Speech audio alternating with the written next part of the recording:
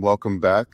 Wanted to walk you through a solution that we put together for a prospective client that discusses an estate planning strategy using life insurance. Now, a couple facts about this case. This particular client, 66 years old, in Colorado, has a $50 million net worth, had one exit on the business and is working on a second exit on the business, has two children that are adult children.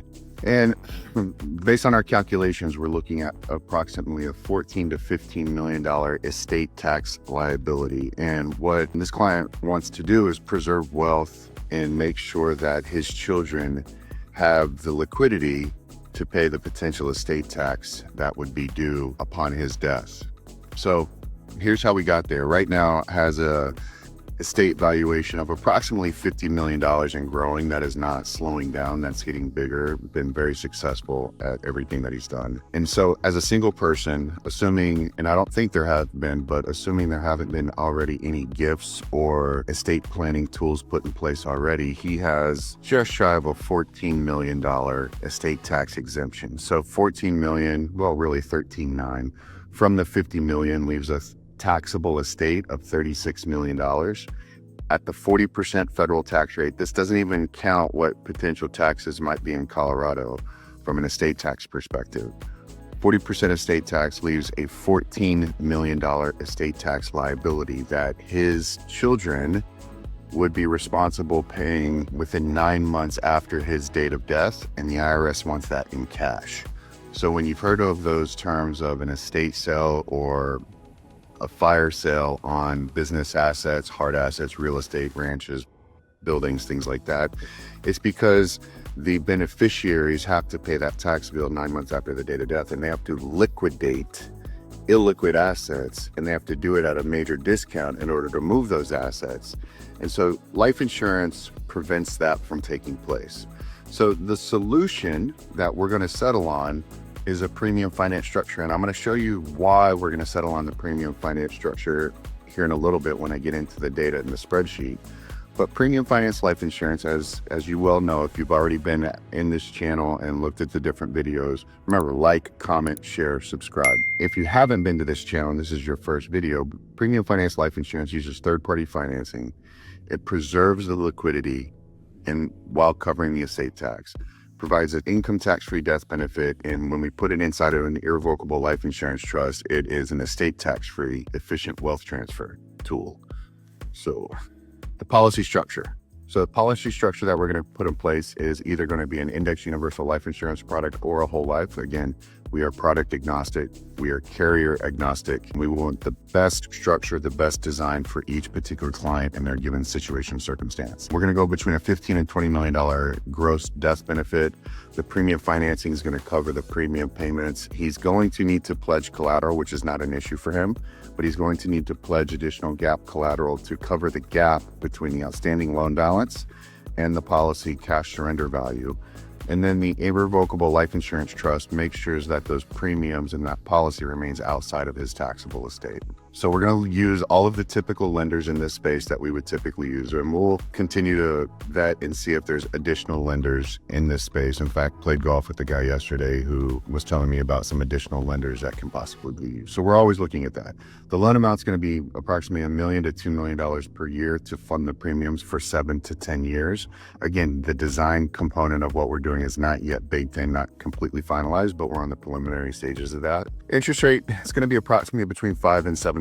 I think right now we're at the SOFR plus 160 basis points. Given a lot of talk going on in the media and what's going on in the macroeconomic environment right now, there is a potential for those rates to come down. The Fed's talking about rate drop in the next 6 months, 2 times in the next 6 months. So we'll see. We're going to put a no personal guarantee or limited guarantee on this type of transaction, meaning his only exposure, the client's only exposure or the trust's only exposure is to the extent that it needs to pledge collateral, and he's going to be the guarantor behind that.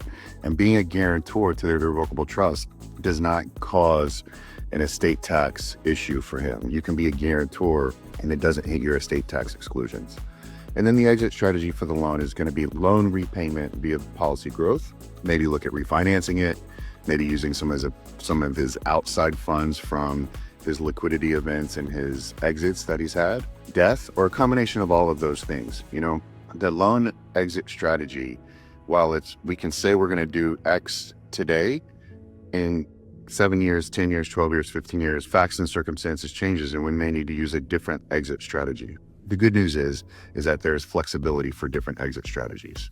So the implementation process is picking the proper carrier, going through the underwriting process for the life insurance, picking a premium finance lender, engaging them, making sure we set up the legal structure properly, working with his attorneys, your attorneys, our attorneys to make sure that it's all done, the financial modeling, client presentation, and the execution of the process. But let me show you kind of what the actual options were for this particular client. If we did a $20 million policy and we just started with term insurance, right?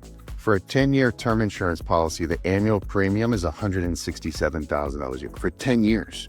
For 20 years, the premium is $233,000 a year. Let me get my magic pen out right here. $233,000 for a 20-year term insurance policy. Excuse me, that's for a 15-year policy. $233,000 for a 15-year policy. And then for a 20-year policy, $354,000 term. Now, our structure is proposing a $200,000, $205,000 out-of-pocket payment for this client over a 10-year period of time. Permanent structure, permanent life insurance, permanent structure, $205,000 a year. So our actual out-of-pocket cash flow for a permanent policy that has a death benefit beyond his age 100 is cheaper than a 15-year or 20-year term insurance policy. Now, the caveat is he has to have the ability to pledge the projected collateral needed to keep this policy in force, which he does have. But our structure can be cheaper than a 15 or 20-year term policy. But if we weren't going to do a premium finance structure and we were just going to focus on either an index universal life policy or a whole life policy for this particular design, to maintain a $20 million death benefit at age 90 and the index universal life, the lowest premium for 10 years worth of funding is $781,000 a year for 10 years. $7.8 million of premium payments going in, which ends up being an internal rate of return of 4.9%. If you think about it from an estate or his investment return for that particular trust in the estate, it's a 4.9% rate of return. Not that sexy. Compared to the premium finance design, an $18 million death benefit at age 90 provides an 11.6% IRR. And that's a pre-tax equivalent rate of return of closer to 13 or 14%. So far superior design if all the facts and circumstances line up to use premium finance as the structure. And then to close it out, to go back into the deck real quick to finish it up. Like I said, carrier selection, premium finance lender engagement, the legal setup, the financial modeling, which is what I went through, client presentation, and then the policy application, the underwriting, the funding, things like that. Like, comment, share, subscribe. See you in the next video. Thank you.